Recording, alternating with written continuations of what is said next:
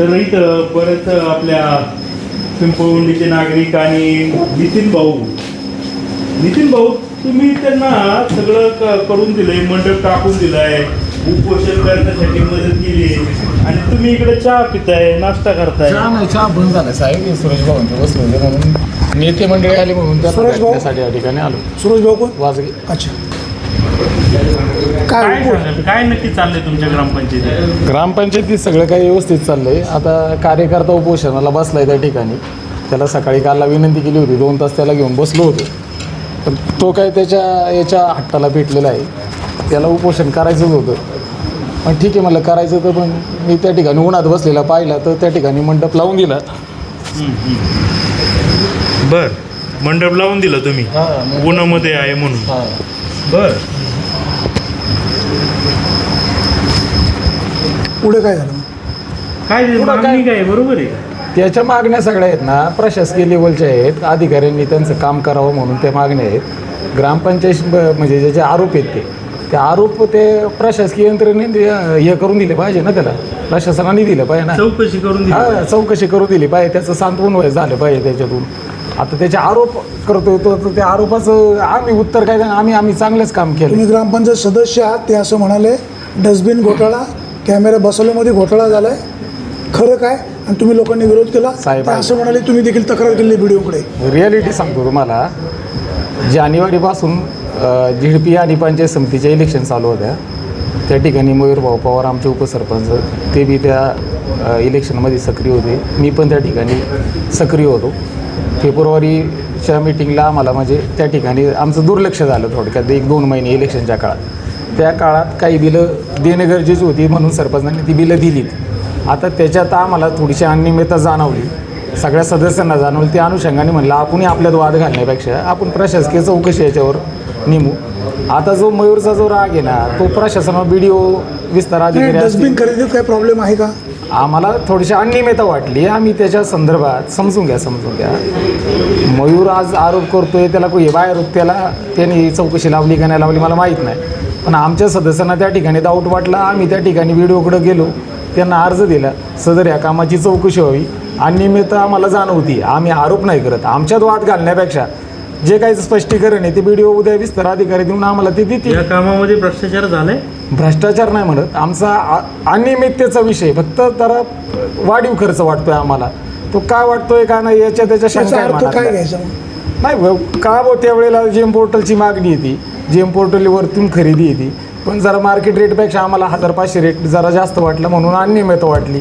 मग हे असं काय बाबा, त्याचं स्पष्टीकरण सरपंचांनी दिलं, भाऊसाहेबांनी दिलं की ज्या पद्धतीने कोटेशन आले त्या पद्धतीने आम्ही ती खरेदी केलेली आहे. ज्याचं कमी रकमेचं कोटेशन होतं त्याला आम्ही ते तुमच्या मीटिंग GM पोर्टलवरती वस्तू बाजारात कितीला आणि GM पोर्टलला कितीला? म्हणजे आता ती 500 रुपयाची वस्तू असेल तर म्हणजे मार्केटमध्ये तर ती 600-700 रुपयापर्यंत दाखवली. एक उदाहरण सांगितलं मी तुम्हाला. वाढीव रकमेचा आम्हाला थोडासा डाऊट वाटला म्हणून आम्ही त्या ठिकाणी चौकशीला मी स्वतः वैयक्तिक काही सदस्यांचं त्याला हे आणि आमचा ठराव झालेला आहे अबानी साहेब. कोटेशन तुमच्या समोर ओपन नाही केली? त्यावेळेस मी तेच सांगतो तुम्हाला, त्यावेळेला इलेक्शन प्रोसेसमध्ये आम्ही होतो, त्यावेळेला माझं 2 महिने त्या ठिकाणी लक्ष नव्हतं. त्या बाकीचे सदस्य असतील ना?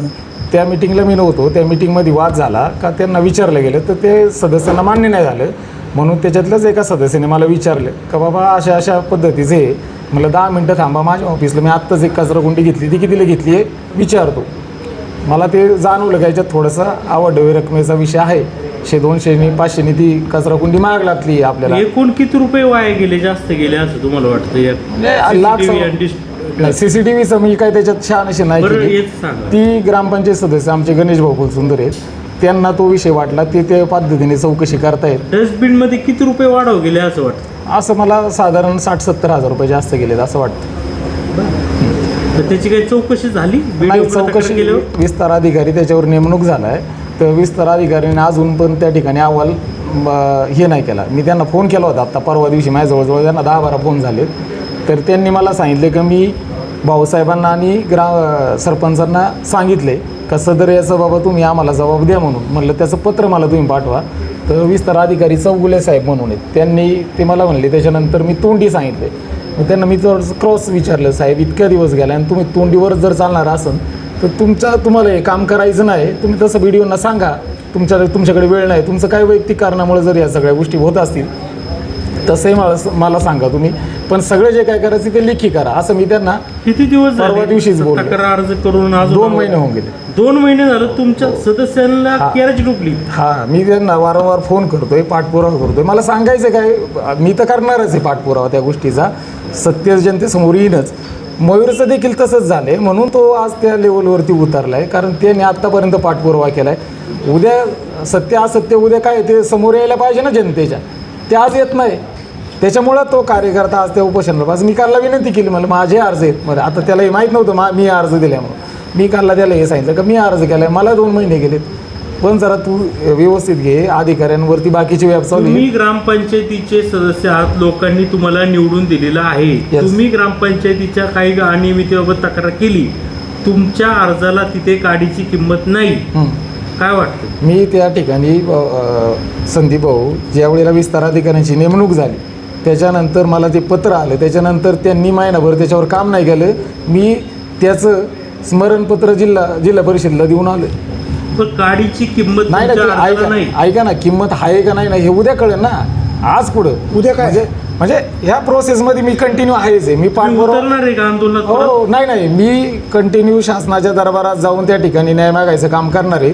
जे काही सत्य आहे ते जनतेसमोर आणायचं माझा 100% प्रामाणिक उपोषणाला प्रयत्न मी पाठिंबा करतो. का विरोध? मी पाठिंबा त्याला दिला आहे. कोणत्या याने दिला आहे का, तू एक बाबा पिंपळवंडीतला गावचा तरुण आहे, गेली तू 10-12 वर्ष कंटिन्यू सातत्याने प्रत्येक ग्रामसभेला तू उपस्थित असतो, पोटतिडकीने तो विषय मांडतो, ग्रामसभेमध्ये त्या विषयाला त्या ठिकाणी प्रोसिडिंगला लिहिलं जातं, परत तो विषय बाहेर मार्केटमध्ये तो व्यवस्थित होत नाही, म्हणून परत तू तेच मुद्दे घेऊन ग्रामपंचायतमध्ये आणि ग्रामसभेमध्ये येऊन त्याची मागची जी तळमळे, कुठलाही कार्यकर्ता बघा आज मला त्याचा अभिमान आहे ना, पिंपळवंडीतला एक उमदा तरुण आज ग्रामसभेला येऊन विचारतोय, त्याचे मुद्दे मांडतोय. ही तरुणांना खरं तर आहे ना, बाकीच्या तरुणांना एक आदर्श आहे माझ्या दृष्टीने, कारण इथून मागच्या ज्येष्ठ मार्गदर्शकांनी जे इथून मागचं काम केलं ते 100% आमच्यासाठी चांगले, आम्हाला आदर्श देणार आहे. पण आता आम्हाला त्याच्यात उतरावं लागेल ना या पिढीला. ज्येष्ठ मंडळी जर आता ते थकले, त्यांनी आतापर्यंत गावगाडा चालवला आहे, हा गावगाडा चालवायला पुढं तरुण आले पाहिजेत ना, ही भूमिका माझी. म्हणून त्या एका कार्यकर्ता म्हणजे जो प्रामाणिकपणाने ग्रामसभेला येऊन त्याचे मुद्दे मांडतोय, पाठपुरावा करतोय, त्याच्या ह्या सगळ्या गोष्टींना माझा 100% पाठिंबा आहे. पण ज्या गोष्टी मी समोर घेऊन बोलावल्यात ना साहेब, त्याचे अर्ज असायचे का मला इथं डाऊट आला का लगेच अर्ज, त्याचे मी डाऊट समोर बसून क्लिअर केलेले. तुम्ही त्याला विचारा, असे त्याचे 200 अर्ज आहेत. आता जे अर्ज त्याचं समाधान नाही झालं त्यांनी ते अर्ज दिले, आता त्याला तर मी नाही ना थांबू शकत. उद्या एखाद्या नागरिकाला मी थांबवणं माझ्या हातात आहे का, म्हणजे त्याचं शंकेचं निरसन करायचं 100% याच्या आधी प्रयत्न केला ना आपण. गैरसमजातून केलेले अर्ज तुम्ही सॉल्व्ह केलेत सगळे आतापर्यंत त्याला अर्ज नाही देऊन दिला त्याच्यानंतर, पण त्याचे असे काय दावटे जे आपल्याकडे नाही, एक सदस्याकडून जे काम मलाही शंका आहे त्याची. नाही मला नाही शंका. मी त्याला सांगितलं बाबा इथं हे असं नाही, इथं एवढं मोठं गावगाड आहे, इथं जर 100 रुपये असेल, जर मागणी जर 10,000ची असेल तर त्या 100 रुपयात सगळीकडे काम करायचं ना. तर त्या गोष्टीचा विषय समजून घ्या. आता एखाद्या ठिकाणी इथं काम मंजूर आहे, पण तिथं जर त्या जागेची अडचण असेल तर ते काम फंड तो शासनाचा आहे ना, असं ठेवून मॅनेजर नाही ना, ते काम दुसरीकडे कुठेतरी केलं पाहिजे, त्याचा चेंजिंग रिपोर्ट आला पाहिजे. तो आपण ते फिरवायला 6 महिने जातात साहेब. आता नवीनच महिन्या 2 महिन्यापासून मी एक पाठपुरावा करतोय, 36 लाखाचा आमचा ग्रामपंचायतीचा निधी आहे, चेंज करायचा आहे. इथून BDOकडे जायचं, प्रस्ताव द्यायचा, प्रस्ताव जाणार GDPला. ऐका ना प्रोसेस सांगतो, GDPवरून परत ते येणार, बरं ते म्हणले मॅन्युअली पाठवलं. हे सरपंच करतील ना? नाही मी हाडाचा कार्यकर्ता आहे ग्राउंडवरचा, सरपंच लेडीज आहेत, महिला आहेत, आम्हाला पळायचं, आम्हाला आहे ना ती काकड्याची तुम्ही आतापर्यंत माहिती खरी देते असं गृहीत धरू. पुढच्या प्रश्नाचं उत्तर देखील तुम्ही खरं देईल अशी अपेक्षा आहे. बोला. उपोषणकर्ते असं म्हणाले की या मुद्द्यावर आमदार महोदय आणि सगळ्या सदस्यांची एका हॉटेलमध्ये बैठक झाली, खरं का खोटं? साहेब आता मी तुम्हाला सांगतो, त्या मिटिंगला मी काही नव्हतो, अशा पद्धतीचं निमंत्रण मला कुठं आलेलं नाही आणि मी काय असल्या मिटिंगला कुठं गेलो नाही. मी एवढा सच्चा कार्यकर्ता आहे ना, जर ग्रामपंचायतीचा विषय असेल तर त्याच्यासाठी भांडण करणारा माणूस आहे. जो काही विषय होईल तो ग्रामपंचायतीच्या दालनात होईल, वैयक्तिक कुणाच्या उमरेच्या आतमध्ये नाही. हे घडलं हे खरं आहे का? याची माहिती मला कानावर आली होती, पण तसं काय मी मला समजलं नाही किंवा मी त्याची शहानिशा पण तुम्हाला आमंत्रण नाही नव्हतं. असलं कुठल्या मिटिंगचं विषय आमंत्रण तुमच्या मला कानावर आहे. कानावर बैठक आलं झाली होतं. असेल. हा पण मला काय- मी काय शहानिशा झालं त्या बैठकीमध्ये? ऐका ना संदीप भाऊ, मी त्या गोष्टीची शहानिशा देखील केली नाही. कारण माझ्या दृष्टीने त्या ग्रामपंचायतचा विषय इतर तालुक्यात कुठे होऊ द्या, तिकडे जिडपीमध्ये पर एखाद्या हॉलमध्ये त्यांनी मीटिंग घेतली, माझ्या दृष्टीनं त्याला किंमत नाही. माझ्या ग्रामपंचायतीचा माझ्या संस्थेची मीटिंग माझ्या दालनात झालेली आहे, त्याला 100% महत्त्व आहे. ते इकडे इकडं हे ग्रामपंचायत सोडून हॉटेलमध्ये मिटिंग होतात, काय सांगा? कुठल्या मीटिंग होतात हॉटेलमध्ये? आता तुम्ही जी म्हणाले नाही मला ती कानावर आली, झाली का नाही मला माहित नाही. मी शहानिशा झाली असेल तर अहो मी तुमचं शहानिशा म्हणणं सुद्धा नाही केली, माझ्या दृष्टीने किंमत झाली शून्य. असेल तर तुमचं म्हणणं काय? अहो साहेब, माझ्या दृष्टीने त्या मिटिंगला किंमतच शून्य आहे, झिरो किंमत. झिरो किंमत. त्याच्यात ना प्रोसिडिंगला जाणार ना काय विषय. निधी बिधी मागायला गेले असतील तर तो विषय त्या बाकीच्या सदस्यांचा काकडेजी, असेल. तुमच्या गावामध्ये या उपोषणाला पाठिंबा द्यायला नागरिक आणि तरुण घाबरतात. साहेब काय होतं, तरुणांना आत्तापर्यंत या प्रवाहामध्ये आणण्याचा प्रयत्न कोणी केलेलाच नाही, समजून घ्या. हे मी स्वतः इतक्या वर्ष, मी 10-11 वर्ष मी राजकारणात सक्रिय एक सदस्य म्हणून काम करतो.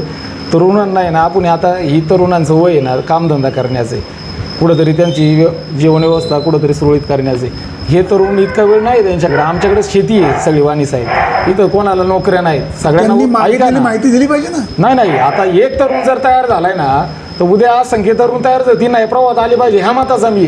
मयूर सारखा तरुण जर 10 वर्ष जर प्रत्येक ग्रामसभेला जर हजर राहतो ना, अभिमान आहे ना त्या गोष्टीचा आम्हाला. जर तरुण जर सक्रिय सहभाग जर घेण्यासाठी प्रवृत्त जर होत असतील ह्या सगळ्या गोष्टीतून, तर माझंही तरुणांना आव्हान आहे, तुम्हाला उद्या काही शंका असल्या तर तुम्ही 100% देऊन केल्या पाहिजे, विचारल्या पाहिजे. सरपंच तुमचे जे आहेत त्यांच्या कामावर तुम्ही समाधानी आहात का? आता काय होतं, आमच्या त्या मेघाताई राजेश काकडे या ठिकाणी महिला आहेत. शेवट महिलेला लिमिटेशन असतात, महिला सगळीकडेच काही पोचू शकत नाही. समज उद्या BDO असन, जिल्हा परिषद असन, त्यांच्या कामावर समाधानी आहात का 100%. नाही? ऐका ना, आत्तापर्यंत जी कामं आमच्याकडे आली ती 100% फार पूर्ण ताकदीनं आम्ही त्या ठिकाणी ती कामं करण्याचा 100% प्रयत्न केला आहे. अहो, तुम्ही समाधानी आहात हा की 100% नाही? आहे ना, समाधानी आहेच ना. आमच्या हातातून चांगलेच काम होणार आहे, कारण जनतेने आम्हाला भरपूर साऱ्या मतांनी निवडून दिले याची जाण आम्हाला आहे. आणि जितकं होईल ना त्याच्यापेक्षा जास्त कसं करू हा प्रयत्न आमचा कायम असतो. थोड्या म्हणजे नुसती वाणी साहेबांनी किरकोळ गोष्टीची मागणी आमच्याकडे केली, नुसती तीच नाही, त्याच्यापेक्षा जादाचं काय देता पण येईल आम्ही याचा काही मागणी 100%. केलेली नाही. नाही एक उदाहरण सांगतो. असमाधानी कोणत्या बाबीसाठी, कोणत्या व्यक्तीच्या बाबत आहे? आता आम्ही तुम्हाला तेच सांगतो, जो कारभार आम्ही आज त्या ग्रामपंचायतीत तरुण आणि सगळं महिला आम्ही जो हाकतोय तो चालवतोय त्याच्या गावगाडा, त्याच्या मागं प्रशासन मजबूतीनं काम करत नाही. उद्या आम्ही चांगलं काम करतो, एखाद्याचा आरोप आमच्या होत असेल तर त्या शंकेचं स्पष्टीकरण अहवाल तो वरिष्ठ अधिकाऱ्यांनी तात्काळ दिला पाहिजे. याच्यात चांगलं काम करणारी माणसं बांधणं मोसाली साहेब, आणि हे सगळं कर्तव्य ना हे BDO साहेबांचं आहे. BDO साहेबांना आमची विनंती आहे, एक ग्रामपंचायत सदस्य पिंपळवंडीच्या तमाम सगळ्या तरुण वर्गाकडून अशा पद्धतीचे जर पुढं जर काही गोष्टी जर तुमच्याकडे येत असतील तर तुम्ही त्याच्या जातीने लक्ष घालून त्या ठिकाणी तो शंकेचा न्याय निवडा करून देणं व्हिडिओ गरजेचं यांच्यावर आहे. कोणाचा दबाव असू शकतो? नाही सांगता येत नाही, तसं असू शकतं कदाचित. BDO ना असं वाटत असेल काय पिंपळवंडी आता आमदार ग्राम आहे, आमची गाव आहे, त्या ठिकाणी उगाच काय चुकीच्या पद्धतीने काय व्हायला नको, त्याच्यामुळे ते शांततेत त्या ठिकाणी या गोष्टीचा तुम्ही एकीकडे तपास करत म्हणता असतील. सरपंचाच्या कामावर आमचा विश्वास आहे, दुसरीकडे आमदार- तुम्ही स्वतःच अर्ज आमदार ते करता. काय म्हणाले, आमदार ग्राम असल्यामुळं BDO कारवाई करण्याला बिचकत नाही बिस्कत असतील म्हणजे साहजिक आहे. आता हे काय लय बोलण्याच्या सगळ्या समाजाला या सगळ्या गोष्टी माहीत असतात. काय होतं, वरिष्ठ अधिकारी लोक आहेत, पण त्यांना आम्हाला एक विनंती करायची का साहेब असे कुठल्याही गोष्टी तुम्ही मनात न ठेवता, असं इथं चुकीचं काम करणाऱ्याला कधीच इथं हे नाही. त्याच्यामुळे तुम्हाला 100% ह्या ठिकाणी सहकार्याचं असेल, तुम्ही ह्या ठिकाणी येऊन लोकांचे जे अर्ज आहेत आमच्या बाबतीत जर चांगलं काम करून त्या ग्रामपंचायतीच्या बाबत असेल, तिथल्या सरपंचांवरती असेल तर त्या ठिकाणी तुम्ही ते 100% स्वतः लक्ष घालून त्या ठिकाणी तुम्ही त्याचा न्याय निवाडा केला पाहिजे. कारण चांगला काम करणारा जर माणूस याच्यात जर बदनाम होत असेल तर वाणी साहेब कुठंतरी चुकीचं आहे. सरपंचांच्या कामावर तुम्ही समाधानी आहे असं म्हणता, हो. एकीकडे तुम्ही स्वतःच अर्ज करता, दुसरीकडे जे उपोषणाला बसले त्यांना पाठिंबा देता. वाणी साहेब मी तुम्हाला तेच आवर्जून सांगतो, जर माझ्या सहकारी मित्रांमध्ये जर शंका जर निर्माण झाली असेल तर त्या शंकेबरोबर मला त्या सदस्यांबरोबर काम करावं लागेल. मी त्या ठिकाणी आम्हाला एकत्र राहायचं शेवट, आम्हाला सगळ्यांना मिळून त्या ठिकाणी चांगले काम यांचंही खरं, त्यांचंही करायचं खरं. नाही. माझी भूमिका ठामे वाणी साहेब, जर उद्या जर चुकीची एखादी गोष्ट त्याच्यात असेल तर वाणी साहेब मी विरोधात राहणारा माणूस आहे, त्याच्यामुळे तुम्ही काळजी करू नका. जर त्याच्यात तथ्य किती आढळून वेळेला आलं, तुमच्या अर्जाला काहीतरी किंमत मिळेल आतापर्यंत? ऐकून घ्या, मी आता परवालाच त्या ठिकाणी CO साहेबांना आणि BDOंना पत्र दिलेले आहे. त्याची पोचही मला उद्या आता भेटेल. मी ती पोच तुम्हाला परवा व्हॉट्सअप करतो, काळजी करू नका. अहवाल कधी तुमच्या हाती येईल? ऐका ना, ज्या दिवशी अहवाल येईन ना त्या दिवशी मी पार प्रेस कॉन्फरन्स घेईन आणि अख्ख्या जुन्नर तालुक्या पत्रकारांनी इथं बोलवीन, एवढा शब्द तुम्हाला येत होतो. त्याच्यामुळे मी समाजासाठी झटणार. किती ऐका दिवसामध्ये अहवाल येऊ शकतो असं तुम्हाला ऐका ना, तो तर येणारच आहे. आता त्या काय सांगा ना तुम्ही. ऐका ना, ते जर अहवाल माझ्या हातात असताना, मी अधिकारी असतो ना साहेब, 7 दिवसाच्या आत सगळे निकाल लावले असते. सांगायचं भाग, मला त्या क्षेत्रातलं नॉलेज नाही, समजून घ्या. आपल्याला अक्कलच नाही ते बसायचं आपण त्याच्यावर चर्चा करीत, मजा नाही त्याच्यात. हा, आपल्याला एवढी अक्कल आहे, उद्या इथं अर्ज करायचं, उपोषण इथं न्याय, तुम्ही त्या व्यक्तीला सांगता, मदत करता, वाणी मांडव टाकता. मांडव टाकता आणि तुम्ही चुकीच्या म्हणता मला त्यातली माहित नाही, तुम्ही अनियमित शोधता. ऐका, तुम्हाला चुकीची माहिती मिळालेली आहे. मी एकमेव माणूस आहे, 2 तास त्याला घेऊन बसलोय. सकाळी त्याचं 12ला उपोषण चालू होणार होतं, त्याला ग्रामपंचायतचं पत्र देखील दिले. मी त्या ठिकाणी त्याला विनंती करणार एकमेव माणूस आहे वाणी साहेब. नाही, आम्हाला चुकीची माहिती काय मिळाली? त्याच्यानंतर त्यांनी जर ठरवलेच आहे, मला ठीक आहे. मला त्याच्यानंतर गावातून फोन आला, माझा फोनही रेकॉर्डिंग असते. आता तुम्हाला फक्त सापडावं लागेल. उन्हात बसलाय कार्यकर्ता, त्या ठिकाणी काही झालं तरी माझी जबाबदारी तेवढी आहे का त्या ठिकाणी त्याला मंडप व्यवस्था करून द्या. नाही, वाणी साहेब त्यावेळेला बातमी करायला आले, मी मंडप टाकता वाणी साहेबांनी माझी बातमी घेतली. म्हणजे वाणी साहेबाला सांगायचं काय, उद्या त्याला ना ऐकलं तर बाकीची जबाबदारी ना माझी, का माझ्या गावातला तरुण वर्ग जर त्यांना यश मिळालं नाही, त्यांच्याकडे कोण फिरलं नाही, तर तुम्ही काय करणार? मी त्यांना तुम्हाला तेच सांगतो, कालला मी त्याला पाण्याची बॉटलची व्यवस्था, तिथं मच्छर चावणारे पंख्याची व्यवस्था, मी एवढं सगळं सहकार्य केले. एक माणूस की म्हणून मी त्या ठिकाणी माझं काम केलं. उपोषण करताना पाठिंबा नाही, त्याच्या मुद्द्यांवरती जो आहे, ऐका ना, त्याचा जो मुद्दा आहे, आरोप आहे, ते लवकर सिद्ध व्हावा याच्यासाठी माझा त्याला पाठिंबा आहे. तुमच्याच अर्जाला नाही न्याय मिळत नाही तर अहो माझं 2 महिने झाले अर्ज देऊन, 2च महिने तुम्हालाच न्याय मिळत नाही तर उपोषण ऐका करताना ना, कसं त्याच्यात मिळणार? मी पाठपुरावा करत असताना 1 महिना झालं, ज्यांच्याकडे चौकशीचा टायपिंग करायचा जो आदेश होता त्यांचीच सुट्टी होती. ते मॅडम होत्या, त्यांचं नाव मला माहीत नाही. आता त्यांना फोन लागल्याच्या नंतर ते म्हणले माझी ट्रान्सफर झाली. म्हणजे आता नवीन अधिकारी नेमणूक झालेली आहे, त्यांना फोन केला. धन्यवाद तुमच्या नाही, पूर्ण माहिती घेऊन जावा. हे अधिकाऱ्यांच्या दिरंगाईमुळे सगळ्या गोष्टी झालेल्या आहेत. त्याच्यामुळे आता त्याचे आरोप आहेत ते अधिकाऱ्यांनी स्पष्ट करून द्यावे आणि कुणालाही त्याच्यात बंधन करू नये या बाकी विचारांचं मी खूप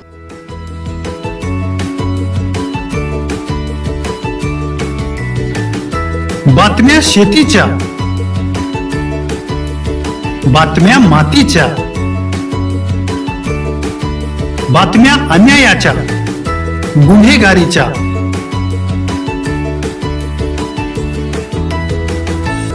राजकारणाच्या आणि समाजकारणाच्या,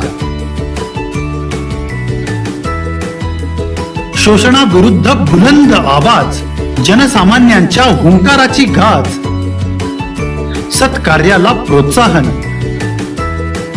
दुष्कृत्याला अनुशासन, निर्भीड, निस्पृह, सडेतोड, बेधडक आणि रोखटोक म्हणजेच विघ्नहर टाइम्स. शोध बातमीचा, ध्यास सत्याचा. आपलं चॅनल, आपली बातमी. सबस्क्राईब तर कराच, पण बेल आयकॉनवर क्लिक करायलाही विसरू नका.